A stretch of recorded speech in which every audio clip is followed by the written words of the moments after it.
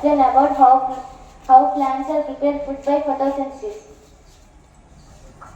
I am leaf. I am kitchen of all plants. I take carbon dioxide and release and prepare food.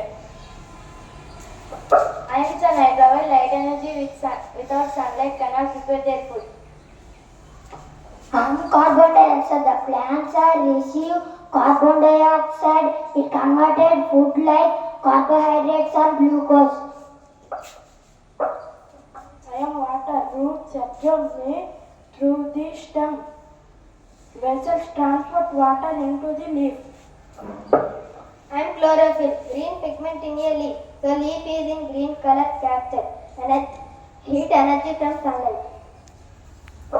I am oxygen.